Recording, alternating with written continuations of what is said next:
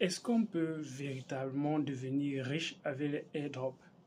Je reçois beaucoup de messages comme ça dans la communauté où plusieurs personnes se demandent est-ce qu'on peut véritablement devenir riche avec les airdrops? Les airdrops, pour ceux qui ne savent pas, c'est une distribution de la crypto-monnaie. Donc, c'est une façon de donner la crypto-monnaie gratuitement à des personnes. Ça peut être des personnes qui ont participé au protocole, ça peut être des personnes qui étaient dans un autre protocole, comme par exemple le projet Flare. Donc, on a donné à ceux qui, avec les Ripple, à un moment donné, comme par exemple le projet Trust Wallet, dont on a donné les TWT à des personnes qui faisaient des transactions sur la plateforme de Binance, comme par exemple des cakes. On a également distribué les cakes. Les cakes ont été airdroppés. Donc, il y a également les crypto-monnaies comme Arbitrum, les crypto-monnaies comme Aptos qui ont été effectivement airdroppées. Donc, donner la crypto-monnaie gratuitement aux gens, c'est quelque chose qui est tellement commun dans l'écosystème crypto-monnaie aujourd'hui. La question qu'on peut se poser, c'est est-ce que quelqu'un peut devenir effectivement riche et véritablement riche avec les airdrops? La réponse est bien évidemment oui. Oui, dans la mesure où il y a plein de airdrops aujourd'hui qui ont déjà donné beaucoup d'argent aux gens. Ils ont donné des sommes considérables à des personnes qui n'imaginaient même pas qu'ils pouvaient avoir ce genre d'argent. Donc, des personnes qui étaient par exemple dans le projet Uniswap au début, ils ont fait des transactions sur la plateforme Uniswap et après on leur a donné 400 unis. Ces 400 unis plus tard, pour ce temps, ça valait jusqu'à 1200 $. Donc de rien à quelque chose qui vaut le million en francs CFA.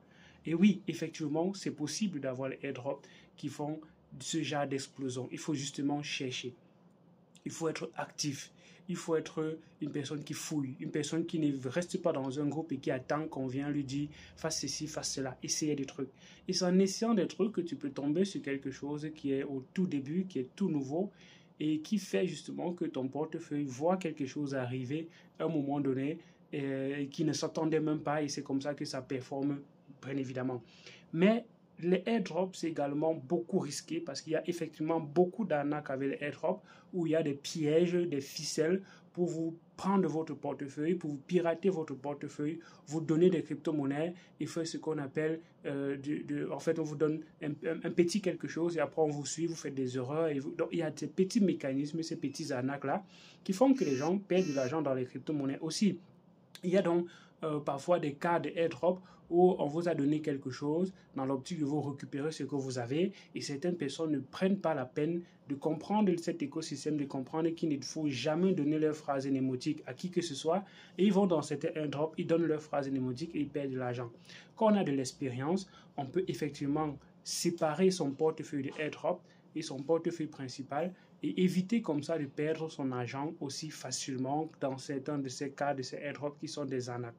Donc, c'est beaucoup actif, ça demande beaucoup de temps, ça demande beaucoup de participation au projet, ça demande de suivre beaucoup son portefeuille pour attendre un moment où, oui, cette crypto-monnaie que tu as eu en airdrop peut réellement exploser. Donc, pour quelqu'un qui n'a pas assez de temps, il va donc construire son portefeuille différemment.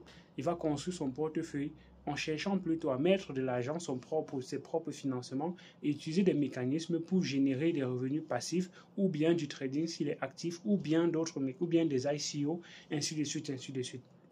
Donc, le airdrop, c'est une bonne chose. C'est bon pour un début, pour quelqu'un qui commence et qu'on a déjà atteint un certain niveau. Je ne pense pas que ça reste encore aussi intéressant parce qu'on n'est pas là tout le temps à mettre autant d'énergie pour poursuivre ci, pour poursuivre ça. À un moment donné, il faut se poser. Ça fait beaucoup trop de projets à suivre à un moment donné. S'il y a 100 airdrops que tu suis, ça fait beaucoup trop de projets à suivre à un moment donné et ça devient time consuming, ça devient très très fastidieux et ça devient très très très émotionnel parce qu'effectivement ton humeur peut être affectée du jour au lendemain aussi facilement. Donc les airdrops c'est bien pour un début, mais une fois qu'on a grandi, on sait comment utiliser ces airdrops pour créer un capital. Et une fois qu'on a créé ce capital avec les airdrops, on essaie maintenant de pérenniser ce capital avec des projets qui sont beaucoup plus là pour durer, comme des exemples de projets dont on a déjà parlé sur la chaîne. Et bien évidemment, ce ne sont pas des conseils en investissement. Dis-moi ce que tu penses de ces vidéos. Like, partage et abonne-toi pour ne rater aucune des vidéos sur la chaîne. À d'autres vidéos. Ciao.